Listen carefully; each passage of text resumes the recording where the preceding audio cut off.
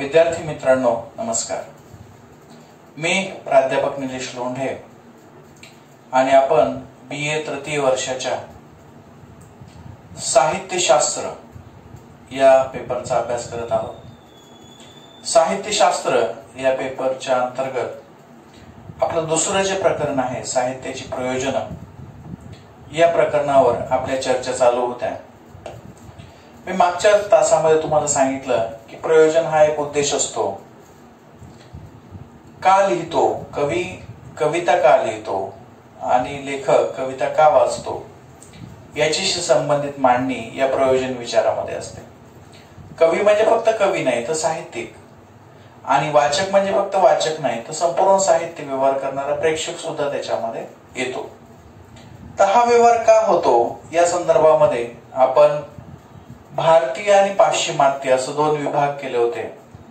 आणि मागच्या तासामध्ये मी तुम्हाला हेही सांगितलं होतं की आपण जेव्हा भारतीय असं म्हणतो तेव्हा त्यामध्ये अनेक अभ्यासक येतात। भरतमुनी येतो, मम्मट येतो, रुद्रट येतो, भामह येतो। अनेक अभ्यासकांनी त्यांच्या ग्रंथामध्ये त्यांच्या सोयीची वाटणारी प्रयोजनं सांगितलेली आहेत।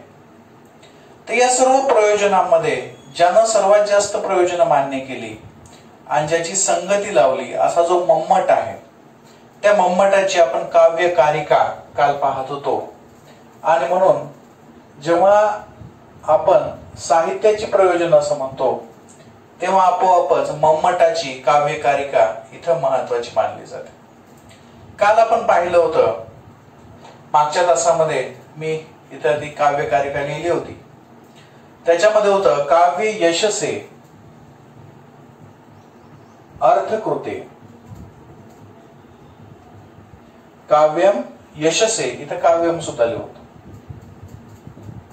काव्यम यशसे अर्थकृते व्यवहारविदे शिवेतर रक्षते, शिवेतर रक्षते व्यवहारविदे, काव्यम यशसे अर्थकृते व्यवहारविदे शिवेतर रक्षतये सहृदय परनिवृत्तये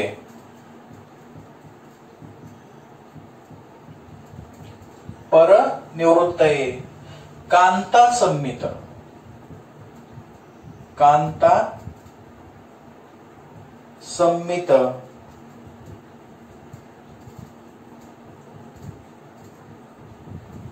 तयोपदेश युजे। तर हा जो काव्य कारिका आहे, ही काव्य कारिका आपल्याला जेवढ्या वेळा लिहिता येईल, जेवढी लक्षात ठेवता येईल तेवढी ठेवायची, कारण की या काव्य कारिकेमध्ये आपली सर्व प्रयोजनं समाविष्ट आहेत। काल आपण हे पाहिलं होतं की यश कसं मिळवलं जातं साहित्याच्या माध्यमातून आणि पैसा कसा मिळवला जातो साहित्याच्या माध्यमातून। यासाठी मी तुम्हाला मागच्या तासामध्ये ही कशी राजेशाही व्यवस्था होती, शिक्षण हे किती मर्यादित लोकांसाठी होतं आणि या शिक्षणाच्या मर्यादित लोकांच्या शिक्षणातून साहित्य हे कसं ज्ञान व्यवहाराचं साधन होतं हे मी तुम्हाला सांगायचा प्रयत्न केला। इथं काव्य म्हणजे साहित्य आणि त्या काळामध्ये साहित्य म्हणजे ज्ञान, म्हणजे सगळं ज्ञान, अध्यात्म असो, भूगोल असो, बांधकामाचं शास्त्र असो, राजनीती असो, हे सगळं कशामध्ये असायचं ते या काव्यामध्ये असायचं। आणि म्हणून काव्य हे कशासाठी लिहिलं आणि वाचलं जातं, त्याचा महत्वाचा उद्देश होता की यश आणि अर्थप्राप्ती करण्यासाठी। आपण लेखन वाचन कशासाठी करतो, आपण लिहिणं कशासाठी शिकतो, आपल्याला कशासाठी शिकवलं जातं, हे सर्व आपण जो अभ्यास करतो तो सर्व यश आणि अर्थप्राप्तीसाठी। आणि म्हणून मम्मटानं साहित्याचं प्रयोजन, काव्याचं प्रयोजन सुद्धा ते सांगितलेलं। इथं काव्य म्हणजे फक्त कविता नाहीये, काव्य म्हणजे फक्त कादंबरी नाहीये, तर इथं काव्य म्हणजे सर्व प्रकारचं ज्ञान, सर्व प्रकारचं ज्ञान हे या काव्य या एका शब्दामध्ये अंतर्भूत आहे। आणि म्हणून ते यश आणि पैसे मिळवण्यासाठी अर्थप्राप्ती करण्यासाठी, द्रव्यार्जन करण्यासाठी वापरलं जातं, असं यांचं प्रामाणिक मत होतं. अगदी सुरुवातीला कोणतीही भीडभाड न ठेवता, कोणालाही न भिता, कोणत्याही औपचारिकता न ठेवता सरळ सरळ मम्मटाने काय सांगितलं की हे कशासाठी लिहिलं जातं, साहित्य व्यवहार कशासाठी होतो, लिहिणारा कशासाठी लिहितो, वाचणारा कशासाठी वाचतो, तर त्याला यश मिळवायचं असतं, आयुष्यामध्ये मोठ्या पदावर जायचं असतं, प्रतिष्ठा मिळवायची असते, प्रसिद्धी मिळवायची असते, आणि दुसरी गोष्ट म्हणजे त्याला पैसे कमवायचे असतात, उपजीविकेचं साधन म्हणून हे काव्य किंवा साहित्य इथं उपयोगाचं आहे. याच्यानंतर आणखीन त्यांनी 2 प्रयोजन या चोळीमध्ये सांगितलेली आहेत. त्यांची चर्चा आपण या आजच्या तासामध्ये करणार आहोत, आणि शक्य झालं तर खालच्या प्रयोजनांची सुद्धा चर्चा आपण करणार आहोत. ही एकूण 6 प्रयोजन आहेत. 1, 2, 3, 4, 5 आणि 6. तर यांची सविस्तर चर्चा आपण करूयात. तर याच्यातला हा जो घटक आहे याला त्याने म्हटलेलं आहे व्यवहार विधे. व्यवहार विधे याचा अर्थ काही अभ्यासकांनी व्यवहार ज्ञान असं केलेलं आहे. म्हणजे व्यवहारामध्ये कसं वागायला पाहिजे, लोक कशी असतात, परिस्थिती कशी उभी राहते, घटनाक्रम कसा उभा राहतो, माणसाचे स्वभाव कसे असतात, हे समजून घेण्यासाठी तुम्हाला काय करावं लागतं, साहित्य उपयोगाचं असतं. आता हे व्यवहार ज्ञान आणि साहित्याचा काय संबंध आहे? तुम्ही कविता वाचल्यामुळे व्यवहार चतुर होता का? नाही. तुम्ही एखादी कादंबरी वाचल्यामुळे व्यवहार चतुर होता का? नाही. एखादं नाटक वाचल्यामुळे व्यवहार चतुर होता का? नाही. म्हणजे आजच्या परिस्थितीमध्ये व्यवहार ज्ञानाचा आणि साहित्याचा पाहावा तितका संबंध नाही. परंतु पूर्वीच्या काळी म्हणजे जेव्हा मम्मट होता त्या काळामध्ये महाकाव्य लिहिली जायची, आणि या महाकाव्यामध्ये सर्ग असायचे, आणि महाकाव्यामध्ये विद्वत्ता प्रदर्शित केली जायची. नेहमी विद्वत्ता म्हणजे अशी प्रदर्शित केली जायची की या महाकाव्यामध्ये ज्ञान ओतपोत भरलेलं असायचं, खूप भरलेलं असायचं.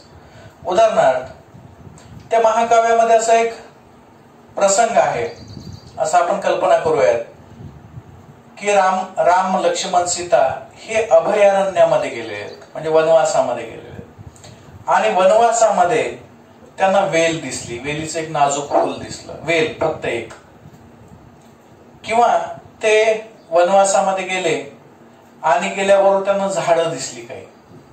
आलं लक्षात? आता हे जे वेल आणि झाडं दिसली ही त्यांनी सांगितली की वेली दिसल्या, झाडे दिसल्या, परंतु याला वेल आणि झाड फक्त वेल आणि झाड म्हटलं तर ते महाकाव्य ठरत नाही. इथं तो महाकवी ठरत नाही.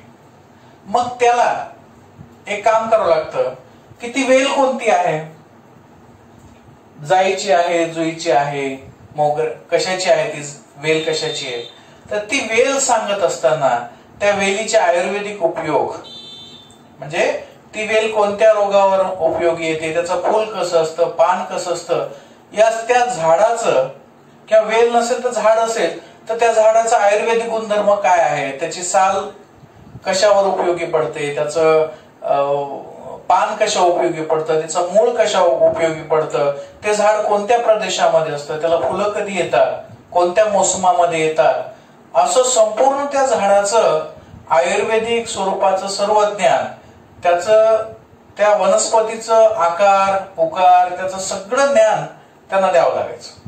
आणि फक्त हे एकच नाही, तर या झाडासोबत आणखी सुद्धा खूप झाडं असतात, या वेलीसोबत आणखी सुद्धा खूप वेली असतात.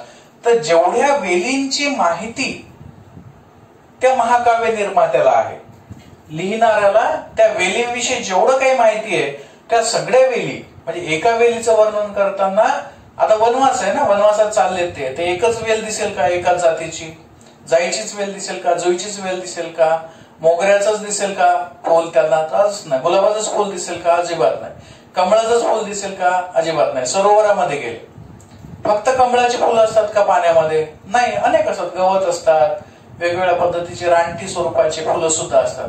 तर त्या सर्व फुलांची नावं, त्यांचा आयुर्वेदिक उपयोग, त्या परिसरामध्ये असणारी त्याची वैशिष्ट्ये, त्याचे रंग, या सगळ्यांची माहिती एकत्रितरित्या त्याला या सर्गामध्ये द्यावी लागायची. म्हणजे एका पर्वताविषयी जर लिहायचं असेल तर हे कुठं निघाले? समजा हे दंडकारण्यात निघाले. तर दंडकारण्यात जेव्हा निघाले तर असे जगामध्ये किती अरण्य आहेत? तर त्या सगळ्या अरण्याचं वर्णन आणि त्या सगळ्या अरण्याची भौगोलिक वैशिष्ट्ये आणि तिथले प्राणी वगैरे ते सगळं त्या सर्गामध्ये यायला लागायचं. समजा एका राजाविषयी लिहायचंय, समजा रामाविषयी लिहायचंय, त्याचं जे अयोध्येचं राज्य होतं त्याच्याविषयी लिहायचंय, तर त्या काळामध्ये महाभारतामध्ये, आपलं रामायणामध्ये, माफ करा, रामायणामध्ये अयोध्येच्या आजूबाजूला जेवढी राज्य होती, त्यांचा जो प्रदेश होता, तिथले जे राजे होते, त्या सगळ्या राजांचं, त्या सगळ्या महापुरुषांचं, सगळ्यांचं वर्णन त्यांना करावं लागायचं. एक पर्वत जर लिहायचं असेल, विंध्य पर्वत किंवा सह्याद्री पर्वत जर लिहायचं असेल, तर त्यांना ज्ञात असलेल्या सर्व पर्वतांचं वर्णन त्यांना करावं लागायचं. म्हणजे काय होईल? या महाकाव्य म्हणजे ज्ञानाचा खजाना असायचा, सर्वत्र ज्ञान असायचं त्याच्यामध्ये. आणि जर ते महाकवीनं लिहिलं नाही, ते ज्ञान जर दिलं नाही, तर तो महाकवी मानला जायचा नाही. म्हणून महाकवीला सगळं माहिती असणं आवश्यक असायचं. आता हे झालं फक्त वेल आणि झाडेविषयी. समजा एखादा राजदरबारामध्ये गेला, एखादा नायक राजदरबारामध्ये गेला, राजाचा दरबार आहे, तर त्या राजाच्या दरबाराचं सगळं वर्णन या महाकवीला करावं लागायचं.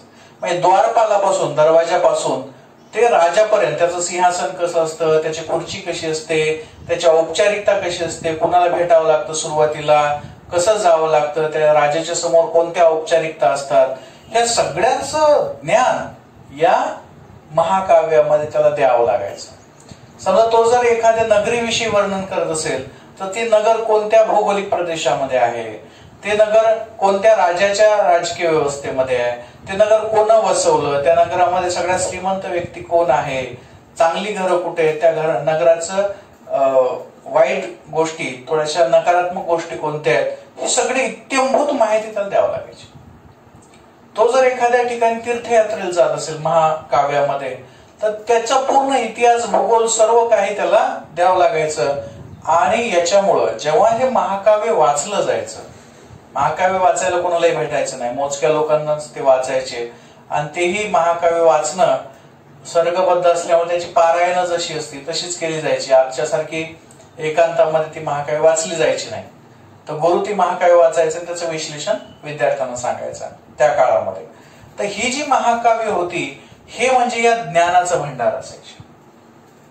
त्याच्यामध्ये जर चोराचा उल्लेख आला, तर चोर कोणकोणते असतात, कशा प्रकारचे असतात, चोरांची वैशिष्ट्ये काय आहेत, चोरांची लक्षणं काय आहेत, हे सगळं, त्या चोरांवर नियंत्रण कसं ठेवायला पाहिजे, मग राजानं स्वतःचे गुप्तहेर कसे ठेवायला पाहिजेत, हे सगळं त्याच्यामध्ये यायचं. प्रशासन आलं तर प्रशासनामध्ये कोणकोणते घटक असतात, कोणत्या बाजू असतात, राजानं कसं प्रशासन केलं पाहिजे, लोकांना कसं सांभाळलं पाहिजे, हे सगळं इत्यंभूत माहिती या महाकाव्यामध्ये असायची.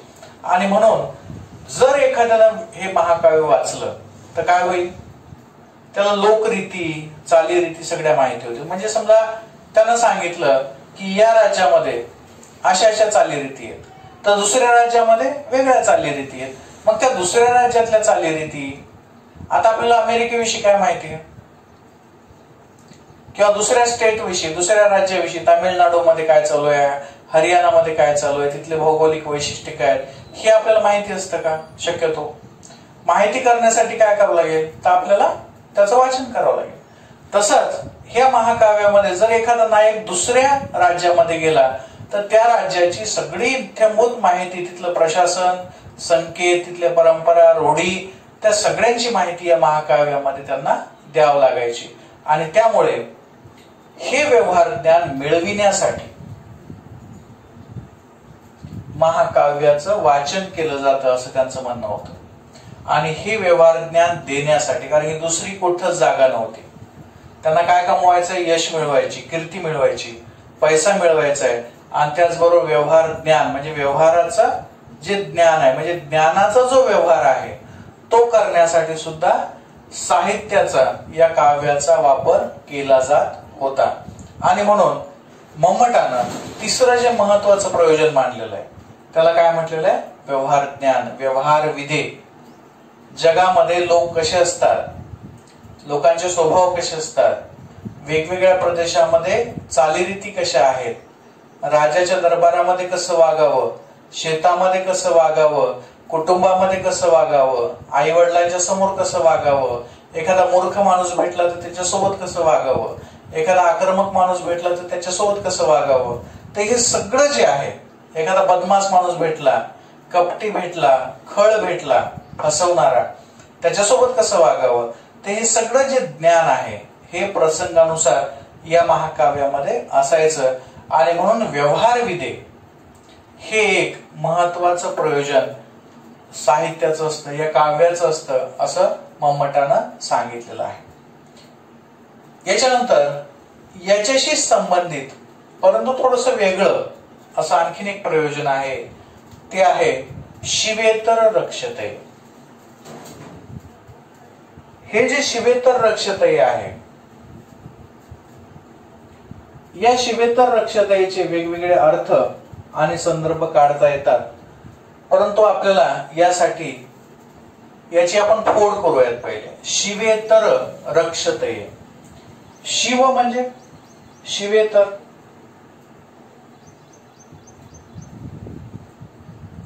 आपण कट करू. शिव म्हणजे जे चांगलं आहे, जे सुरक्षित आहे, जे संपन्न आहे. म्हणजे इथं आपण थोडस अध्यात्माकडे जाऊयात. शिवेतर म्हणजे जे शिव नाही, जे चांगलं नाही, तर जे वाईट आहे. शिव सोडून इतर किंवा शिवापेक्षा वेगळे किंवा इतर जे आहे, शिवेतर जे आहे म्हणजे जे घाण आहे, जे वाईट आहे, जे चांगलं नाही, जे परमेश्वरी नाही, जे पापयुक्त आहे, अशापासून रक्षा करण्यासाठी. म्हणजे शिवेतर रक्षते म्हणजे जे वाईट आहे. आता आपण विश्वास करत नाहीत आज, परंतु जेव्हा मम्मट होता तेव्हा तुम्हाला भूत खेत आणि जादू टोना हे तर तुम्हाला माहितच असेल, म्हणजे ऐकलेलं आहे आपण ते. तर याच्यापासून पाप पुण्य, आत्मा परमात्मा या गोष्टी आपण ऐकलेल्या आहेत. तर याच्यापासून सुटका कशी मिळवते? तर जुन्या काळामध्ये याच्यापासून सुटका मिळवण्यासाठी काय असायचं? तर मंत्र म्हणा. एखादा मंत्र शक्य नसेल तर मग एखादा जप करा. जपानही एखादं काम करत नसेल तर अनुष्ठान करा. जे अनेक लोक मिळून एकत्र जप करतात. अनुष्ठानही शक्य नसेल तर एखादी पोथी वाचा, आणि एवढंही शक्य नसेल तर एखाद्याचं नाम घ्या. आज सुद्धा आपल्याकडे विंचू चावला तर त्याला मंत्र म्हटल्यानं विंचू उतरतो, सापाचं विष उतरतं असं मानलं जातं. ती अंधश्रद्धा आहे, सरळ सरळ अंधश्रद्धा आहे. परंतु जुन्या काळी म्हणजे मम्मटाच्या काळामध्ये सोडून द्या, हा तर फार जुना काळ होता, अगदी 100-150 वर्षापूर्वी जर एखाद्या मुलीचं लग्न होत नसेल, घरामध्ये जुळत नसेल सोयरी, तर रुक्मिणी स्वयंवर नावाचा एक ग्रंथ वाचायला लावायचे. म्हणजे तो मुक्तेश्वरानं वगैरे लिहिलेला आहे. रुक्मिणी स्वयंवर अनेक लोकांनी लिहिलेलं आहे. तर त्याच्यापैकी कोणत्या एखाद्या पंडिती कवीचा रुक्मिणी स्वयंवर हा ग्रंथ घ्यायचा आणि रुक्मिणी स्वयंवराचं पारायण करायचं घरामध्ये. आता रुक्मिणी स्वयंवराची जी कथा आहे ती महाभारतातली आहे. कृष्ण, कृष्णाची बहीण आणि अर्जुन याच्याशी संबंधित ती कथा आहे. तर ती कशासाठी केली जायची की असं सांगितलं जायचं की ती कथा वाचली की काय होतं, त्या मुलीचं लवकर लग्न होतं. आलं लक्षात? म्हणजे हे जे संकेत होते हे कशासाठी? तर शिवापेक्षा जे इतर आहे त्याच्यापासून जर तुम्हाला रक्षण करायचं असेल स्वतःच, तर हे मंत्र, जप, अनुष्ठान, पोथी हे नाम करावं लागतं. म्हणजे काव्याचं एक सर्वात महत्वाचं प्रयोजन काय आहे? तर शिवेतर रक्षते. शिवापासून म्हणजे अपवित्र आहे त्या अपवित्रतेपासून स्वतःचं रक्षण करणं, याला आध्यात्मिक ग्रंथ जे होते किंवा याला आपण धार्मिक जे म्हणता येतील या धार्मिक विश्लेषणाचं इथं फार महत्व आहे की धार्मिक स्वरूपाचे जे लेखन केलं जायचं त्या काळामध्ये सगळं धर्माच्या आधारेच केलं जायचं. धर्माचं साहित्य क्षेत्रावर पकडा होता. म्हणजे तुम्ही काही लिहिलं तर त्याला धर्माची जोड देऊन लिहावं लागायचं. आणि महत्वाचं वैशिष्ट्य म्हणजे तुम्हाला एखादी गोष्ट सापडली, एखादं संशोधन तुम्ही केलं तर ते सुद्धा एखाद्या कथेमध्ये सांगून रामाच्या नावानं, लक्ष्मणाच्या नावानं, महाभारतातल्या एखाद्या नावानं, विष्णूच्या, शंकराच्या नावानं, म्हणजे एखाद्या महापुरुषाच्या किंवा एखाद्या देवतेच्या नावानं तुम्हाला तुमची गोष्ट सांगावं लागायची. आणि म्हणून अशुभ निवारण, याला आपण अशुभ निवारण असं सुद्धा अभ्यासकांनी म्हटलेलं आहे. इथं शिवेतर रक्षते म्हटलेलं आहे, याला काही लोक अशुभ निवारण असं म्हणतात.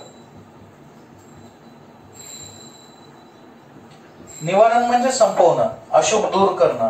अशुभ म्हणजे हा सुद्धा याच्याच पद्धतीचा एक वेगळा भाग आहे. आपल्याकडे शुभ आणि अशुभ अशा काही संकल्पना होत्या. शुभ म्हणजे विधवेचं एखादं तोंड पाहिलं की ते अशुभ असतं, कामच होत नाही. मांजर आडवी गेली म्हणजे कामच होत नाही. इंग्रज जेव्हा आपल्याकडे आले तेव्हा ते मांजरी पाळायचे स्वतःच्या घरी आणि ती मांजर हमखास आडवी जायची. कुठून? त्याच्या घरी जेव्हा आपले भारतातले लोक जायचे ते मांजरा फिरायच्या, एकच नसायची, 8-8, 10-10 मांजरा असायच्या. ते फिरायच्या आजूबाजूला. आता यांना आडवी जाणारच ना. आडवी गेली की काम होईल का?